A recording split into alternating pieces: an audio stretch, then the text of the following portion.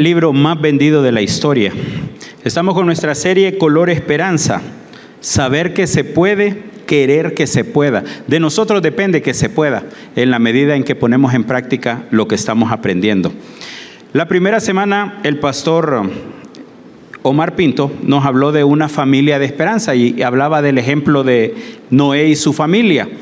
Nos decía que Noé y su familia eran una familia que confiaban en Dios, ¿verdad? Le creyeron a Dios cuando les dijo que construyeran un arca en medio de la nada.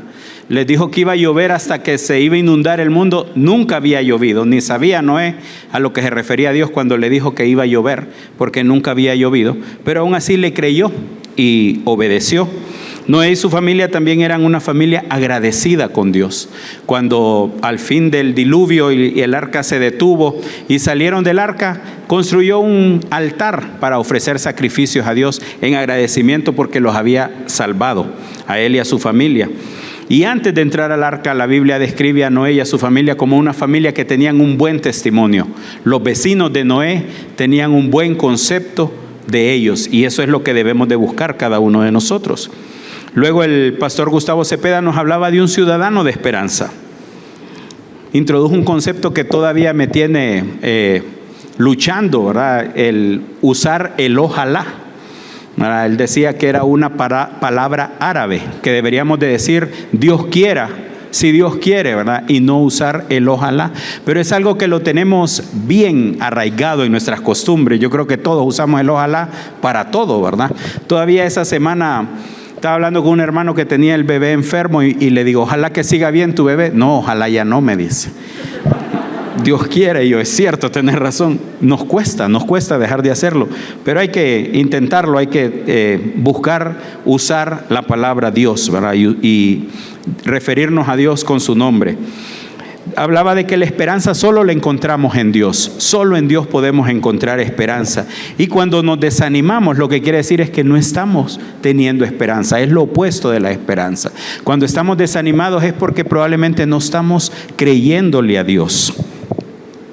Usó el ejemplo de Abraham, cómo Abraham creyó en esperanza contra esperanza, así dice la Biblia. Se refiere a que dice que ya su cuerpo tenía 100 años y la costumbre de las mujeres ya había dejado a su esposa. Era, aparte de que había sido estéril toda la vida, ¿verdad? Era como imposible que ya podía tener un bebé. Sin embargo, Dios lo hizo, porque cuando nosotros vemos que no se puede, ahí es donde actúa el poder de Dios. Debemos de estar teniendo esperanza en Dios, porque es un Dios poderoso. Pablo decía, hermano, yo mismo no pretendo haberlo alcanzado ya, pero una cosa hago, olvidando lo que queda atrás y me extiendo a lo que está delante. Siempre miremos al llamamiento del Señor, a lo que Dios tiene para nosotros. La esperanza que debemos de tener es en el Dios de la esperanza y de toda gracia, que es nuestro Dios. Luego el pastor Edwin Larios la semana pasada nos hablaba de una iglesia de esperanza. ¿Se acuerdan? Usó un ejemplo de unas sombrías. Y él decía que una sombría representaba que no debemos dejar de reunirnos en la iglesia, ¿verdad? Que no debemos de permitirnos eso. Otra decía que no debemos de dejar de reunirnos en el grupo de crecimiento. Si usted no tiene un grupo de crecimiento, tenemos el código QR para que busque su grupo. Tenemos grupos cerca de su casa, largo de su casa, por si usted quiere salir largo ese día. Tenemos grupos de jóvenes, de adultos, de lo que usted quiera. Tenemos cualquier cantidad de grupos, así que no es posible que no esté disfrutando de esa comunión de los grupos de crecimiento. No es posible que no se esté animando y motivando cada día que vamos a las reuniones, aparte de la comida, ¿verdad? O sea, es un buen tiempo, no se lo pierda. Ahí está el código QR, busque su grupo. Y en primer lugar, decía el pastor, no debemos dejar de tener nuestra relación con Dios. Esa debe ser nuestra prioridad, el estar buscando a Dios. Y incluso él decía que nuestra relación con Dios no es un momento que nos tomamos para leer la Biblia en la mañana o en la tarde o en algún momento del día, sino que nuestra relación con Dios debe ser algo 24/7, siempre estar conectados con el Señor, siempre estar conectados con su palabra, meditando en los principios de Dios. Y hoy nos lleva al final de nuestra serie con el Día de la Biblia. Estamos celebrando la Biblia. ¿Qué representa la Biblia para usted? ¿Qué es la Biblia para usted? ¿Cómo ve la Biblia? Hay todos tipos de tamaños de Biblia. Hoy en día, pues todos tenemos la Biblia en el celular. ¿Verdad? Aquí el otro día le estaba enseñando a un hermano, le digo, no, mira, aquí la tengo, y estaba en un grupo, les mandé la aplicación y me dice, y para saber cuáles están descargadas, espérate, en algún lado dice. Y era que todas las tenía descargadas, yo todas las versiones de la Biblia, ¿verdad? Entonces, ve, todas están descargadas, pero no tienes que descargarlas todas, le digo. Pero es tan fácil andar un montón de versiones, para seleccionar un verso y decirle comparar, y nos la muestra en las versiones que nosotros ya tenemos seleccionadas para ver las versiones que queremos, ¿verdad?, de ese verso.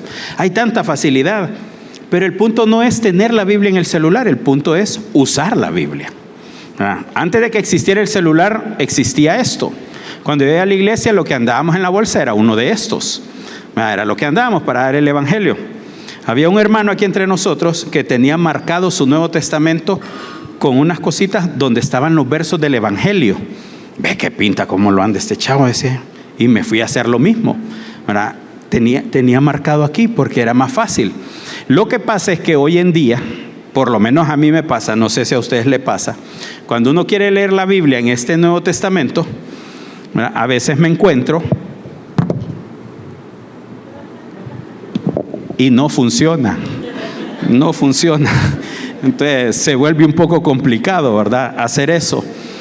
Pero es importante que tengamos la Biblia, que la usemos, ¿verdad? No que la andemos. Todos andamos la Biblia ahora. Antes pasaba mucho que uno andaba su Biblia, una Biblia grandota, ¿va? La traía a la iglesia, llegaba a la casa y la ponía en una mesa. No la volvía a usar hasta que íbamos para la iglesia otra vez, ¿verdad? No debe pasar eso. Nuestra Biblia debe ser nuestra herramienta diaria. Debe ser lo que usamos diariamente, como nuestro cepillo de dientes, como la comida, ¿verdad? Debe ser algo importante en nuestras vidas.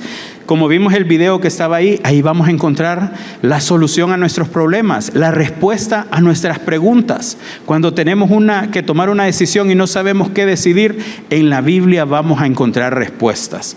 De todo, absolutamente de todo. Tal vez no nos va a decir específicamente no agarres ese trabajo, pero nos va a decir que todo lo que hagamos, lo hagamos para la gloria de Dios.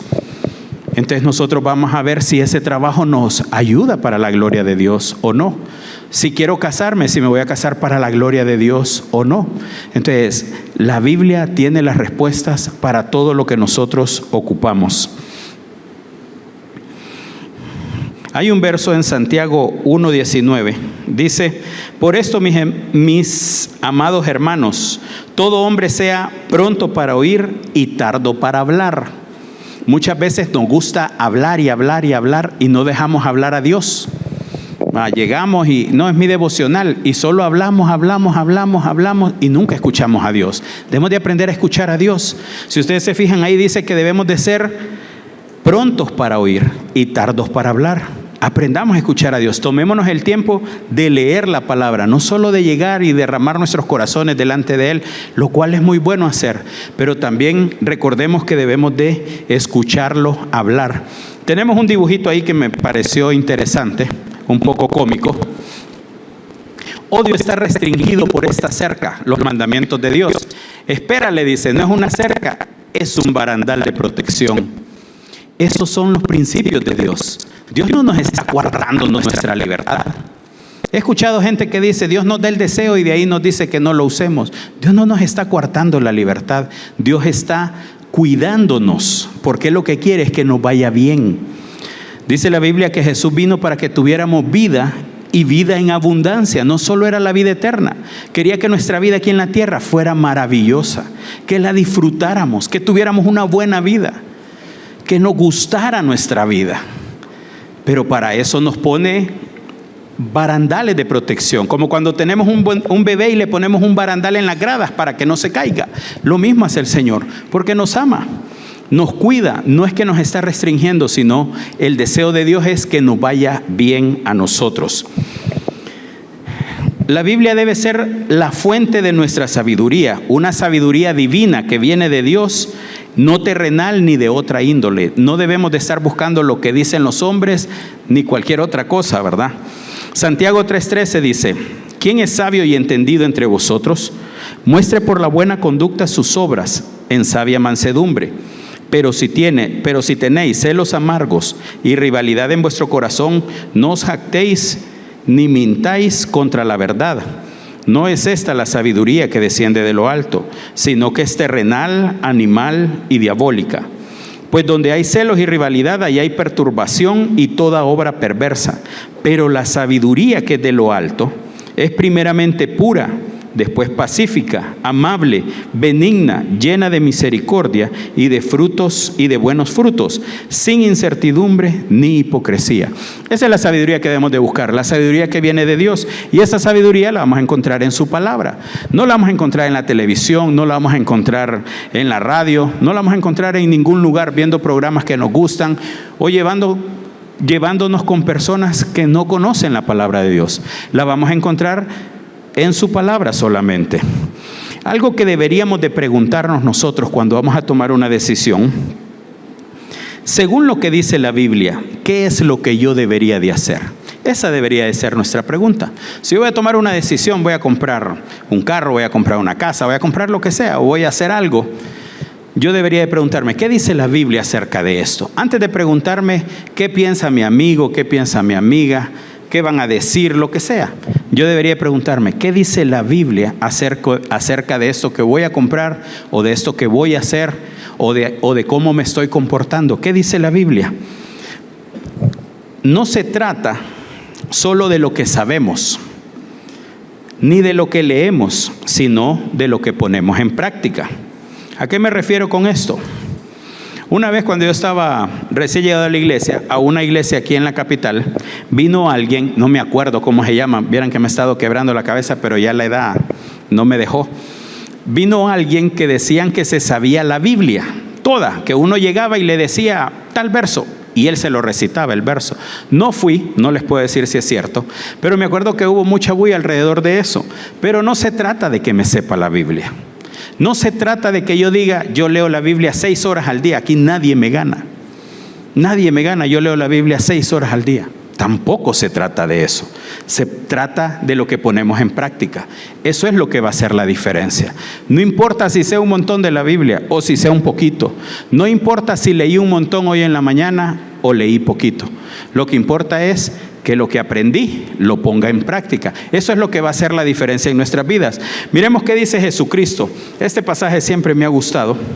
Mateo 7, 24 al 27 dice: por tanto, cualquiera que oye estas palabras mías y las pone en práctica, será semejante a un hombre sabio que edificó su casa sobre la roca.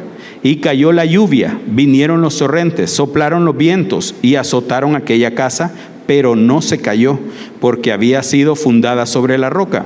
Y todo el que oye estas palabras mías y no las pone en práctica, será semejante a un hombre insensato, que edificó su casa sobre la arena.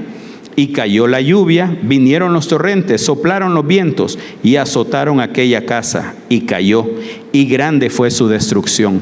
Entonces vemos ahí varias cosas. Estos dos personajes tienen varias cosas en común. En primer lugar dice, los dos oyeron. Los dos oyeron las palabras. Los dos fueron y leyeron el capítulo del día. Los dos leyeron Jeremías 35 hoy. Se levantaron, sacaron su Biblia, leyeron el verso, el capítulo. Pero dice que uno lo puso en práctica y el otro no. Uno le dice que es sabio, el otro es insensato.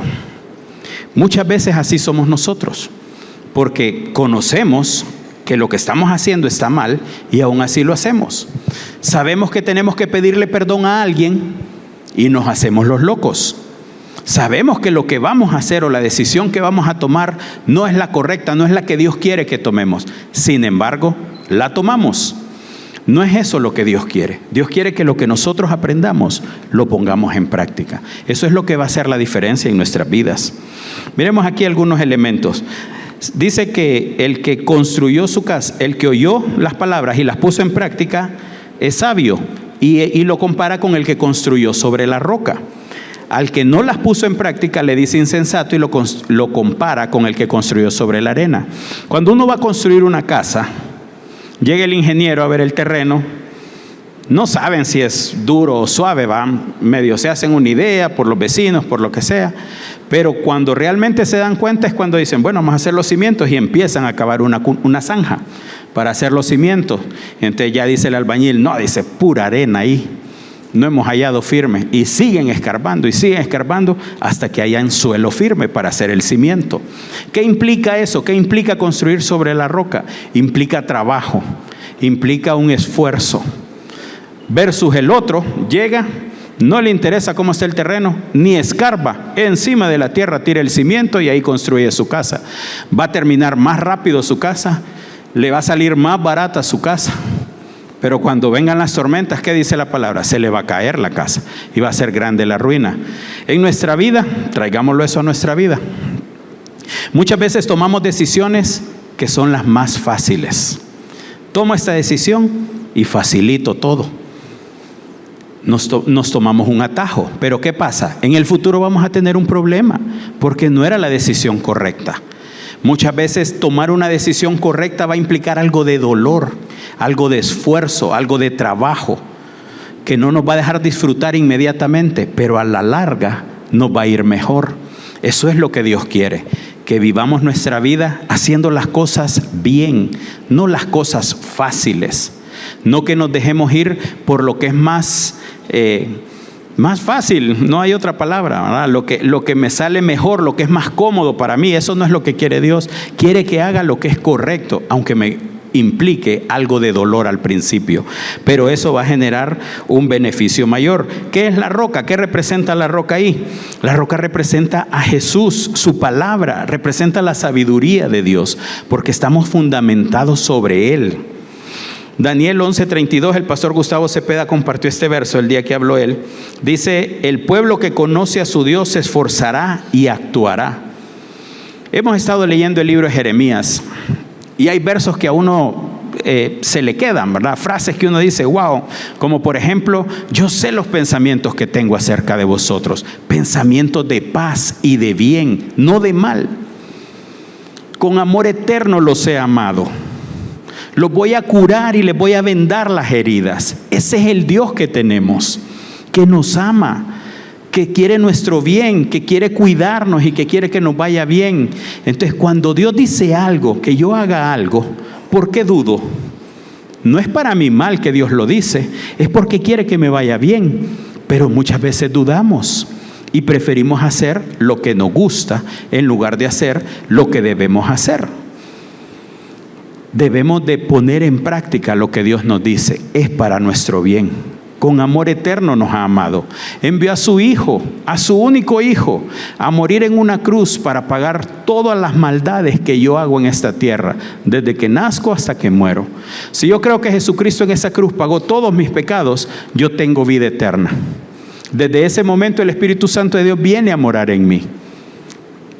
Ese es el amor que Dios tiene por nosotros, que sacrificó a su único Hijo por amor a nosotros, para que estuviéramos una eternidad con Él, para acercarse a nosotros, porque su Espíritu mora dentro de nosotros.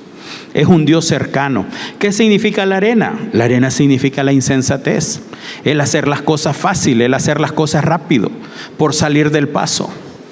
Cualquier cosa, no importa, porque solo es para el ratito, pero después a la larga vamos a tener consecuencias. Efesios 5:15, Pablo nos anima y dice, mirad pues con diligencia cómo andéis, no como necios, sino como sabios. Que hagamos bien las cosas, que busquemos hacer las cosas como Dios quiere que las hagamos, con esfuerzo, buscando la roca, buscando el cimiento firme del principio de lo que Dios quiere que hagamos.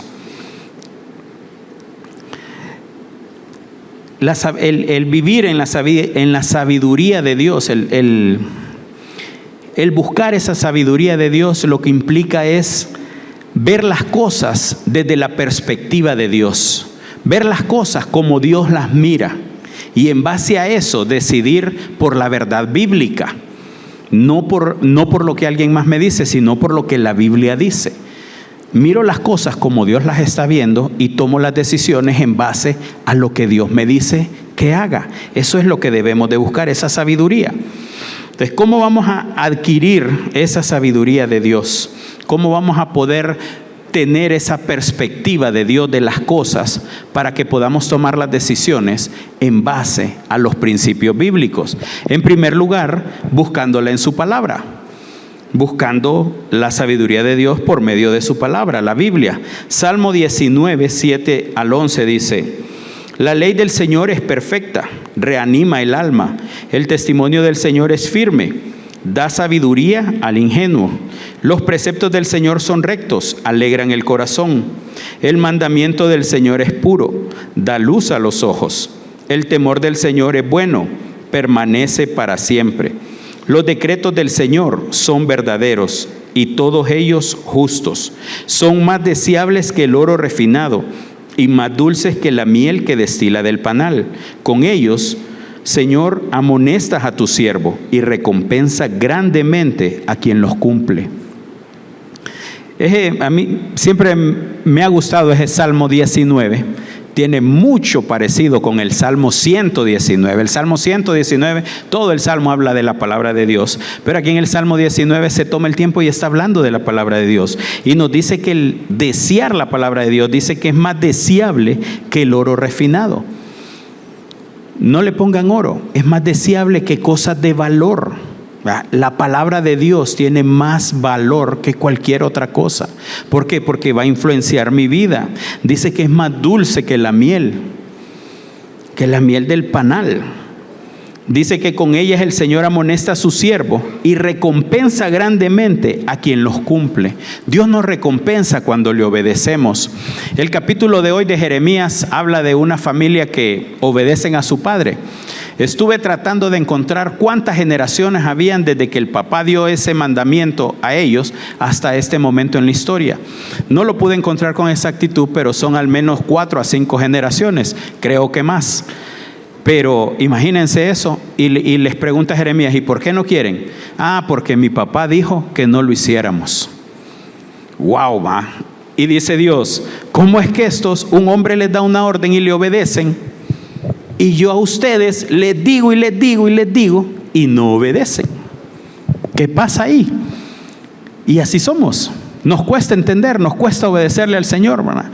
Y Dios lo único que busca es nuestro bienestar y nos dice que hagamos las cosas y nos cuesta.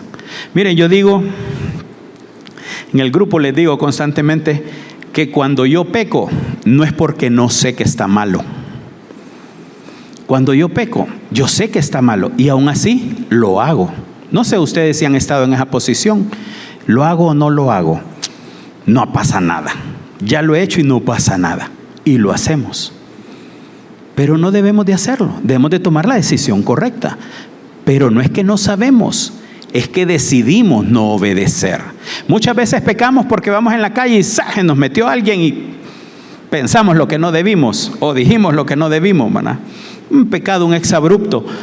Pero muchas veces pecamos a sabiendas. Yo sé que está malo, no debo de hacerlo. Lo voy a hacer a ver qué pasa. Y lo hacemos. Sé que tengo que pedirle perdón porque la traté mal, le falté el respeto, pero no lo hacemos. Nos hacemos los locos, le damos largas.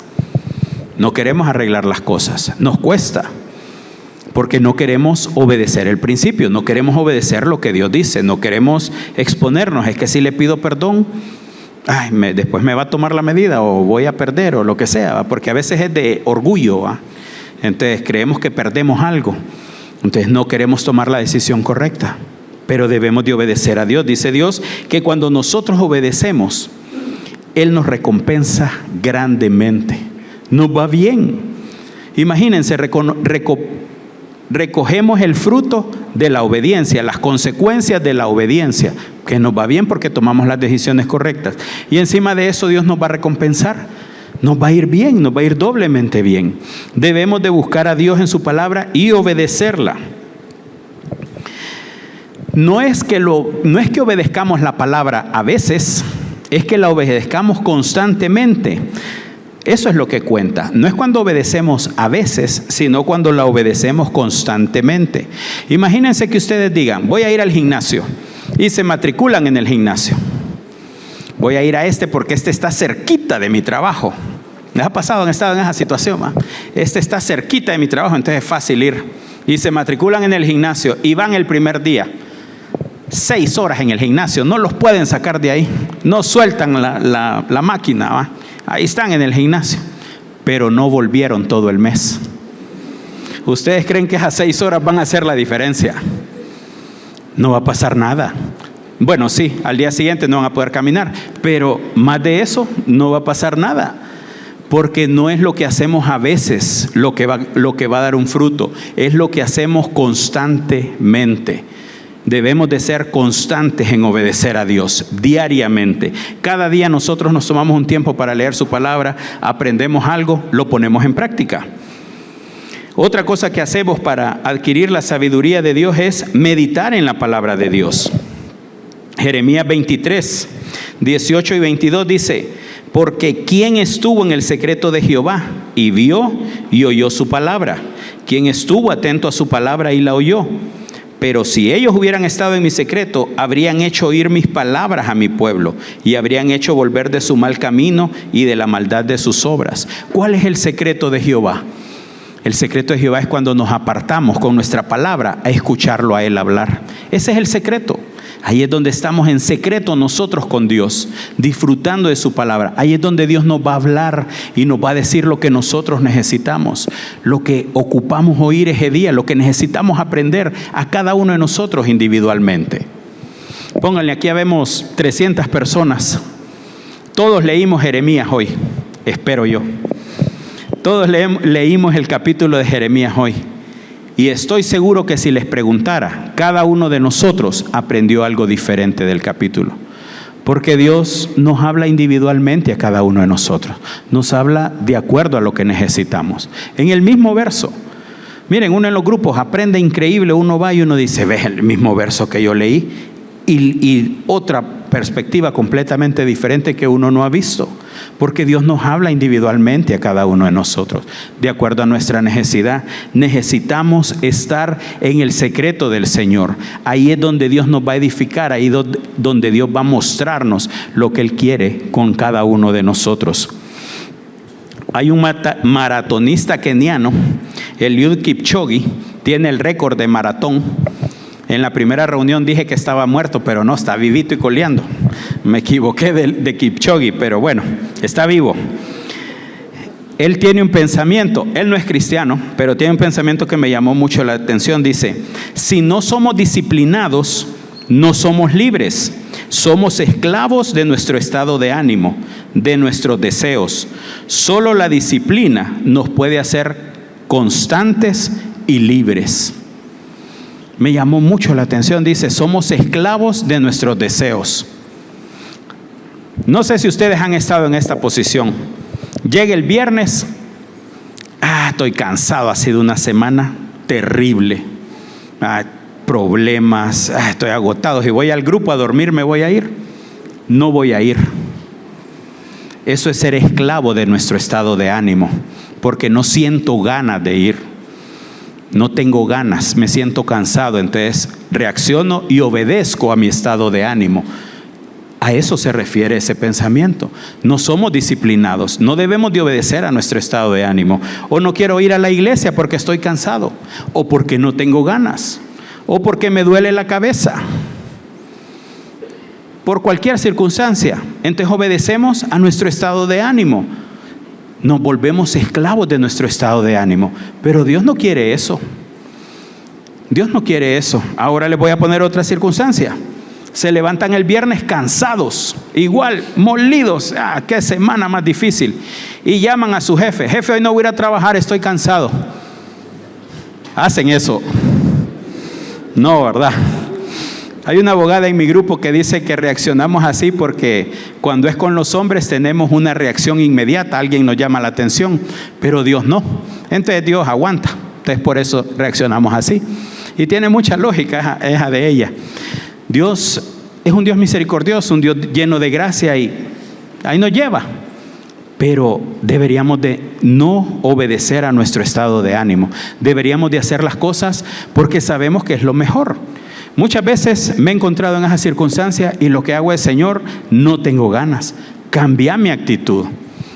Dame fuerzas y que pueda disfrutar el grupo o la reunión de iglesia y que pueda aprender. Dios nos va a responder. Pero no le demos gusto a nuestro estado de ánimo, no nos esclavicemos a nuestro estado de ánimo y actuemos por disciplina, por convicción, porque sabemos que lo mejor es hacer lo que tenemos que hacer, aunque estemos cansados.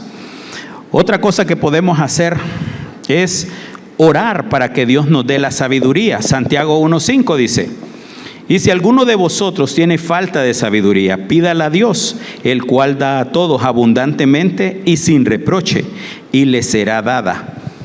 Dios nos quiere dar la sabiduría. Muchas veces simplemente no queremos nosotros tomarla, o no queremos echarnos la carga de saber que lo que estamos haciendo está malo. Pidámosle a Dios, pongamos en práctica la palabra de Dios. Lo que aprendamos, vivámoslo, para que no se quede solo en un conocimiento teórico. Otra cosa que podemos hacer es buscando el consejo de Dios, pero buscando el consejo de Dios basado en principios bíblicos. Sepamos a quién pedirle consejo.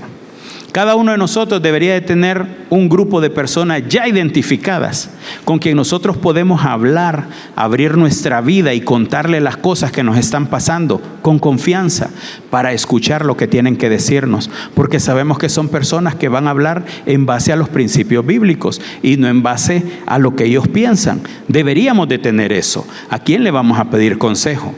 Porque ¿qué pasa? Muchas veces no andamos buscando consejo, andamos buscando un aval, ¿verdad? Queremos hacer algo y decimos, híjole, si le pregunto al diácono me va a decir que no, que está malo.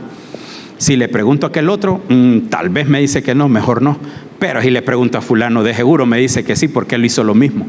Y vamos y le preguntamos al fulano, ¿qué pensás? Sí, hombre, está buenísimo hacerlo. Y lo hacemos, ¿verdad? Y si alguien nos dice, no, yo le pedí consejo a fulano. Eso no es un consejo, es un aval. Cuando ya pensamos mucho en eso, eso es un aval lo que andamos buscando, no un consejo. Realmente no engañamos a nadie, porque las decisiones que nosotros tomamos, nosotros mismos vamos a vivir las consecuencias. Nadie más. Nosotros mismos. Ni el que nos dio el consejo, sino nosotros. Alguien nos da un consejo, pero la decisión la tomamos nosotros. Y quien va a vivir las consecuencias somos nosotros. Dice el verso, Proverbios 24:6, y en la multitud de consejeros está la victoria. Busquemos consejos de diferentes personas. No nos quedemos solo con un consejo, sino que busquemos consejos de personas adecuadas, de personas que nos van a llevar por la vía correcta, por la vía de la palabra de Dios, de los principios. Otra cosa que podemos hacer es acumular amistades sabias, llenarnos de amistades sabias.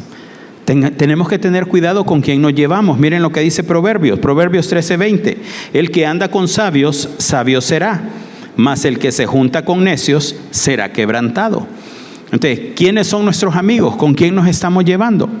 Siempre tenemos grupos de personas que nos influencian a nosotros y grupos de personas a quienes nosotros estamos influenciando. Está bien, pero ¿de dónde estamos siendo influenciados? ¿Con quién nos estamos llevando para que nos influencien? ¿A quién le estamos pidiendo consejo? ¿A quién estamos buscando por ayuda? ¿Con quién estamos pasando la mayor cantidad de tiempo? Eso va a marcar una diferencia en nuestras vidas. Alguien puede ser que nos diga, wow, cómo has cambiado. Estás irreconocible. Antes eras bandido y ahora ya no. Has mejorado un montón. Quiere decir que nos estamos llevando con la gente correcta. O alguien nos puede decir, oíme muchacho, ¿cómo has cambiado? Te has arruinado. Quiere decir que tenemos las amistades incorrectas. Entonces, tenemos que tener cuidado de las amistades que estamos teniendo, de con quién nos estamos relacionando. Para terminar, dice, la Biblia tiene las respuestas. Escuchemos a Dios en su palabra y pongámosla en práctica. Eso es lo que va a hacer la diferencia. Ahí es cuando vamos a ver cómo nuestra vida es transformada, cuando nosotros estamos poniendo en práctica los principios de Dios. En ese momento es cuando van a pasar las cosas, cuando obedecemos a Dios constantemente, no a veces, constantemente, que se vuelve un estilo de vida el estar delante de Dios, escuchándolo a Él y poniendo en práctica lo que Él nos dice. Vamos a orar. Señor, queremos agradecerte, Padre, porque tú eres un Dios bueno, eres un Dios que nos ama con amor eterno, Señor, que tienes planes de bien para nosotros, que deseas solo lo mejor para cada uno de nosotros. Señor, que aprendamos a creerte, a obedecerte, a estar en tu secreto, escuchándote y a poner en práctica lo que tú nos estás diciendo. Señor, que no nos quedemos con el principio y que no sepamos qué hacer con él, sino que lo vivamos, que estemos viviendo de acuerdo a tus principios, que estemos siendo disciplinados, no esclavizados a nuestros estados de ánimo, sino haciendo lo que debemos de hacer. Señor, queremos pedirte que te glorifiques en la vida de cada uno de nosotros que estamos aquí, Señor. En el nombre de Cristo. Amén.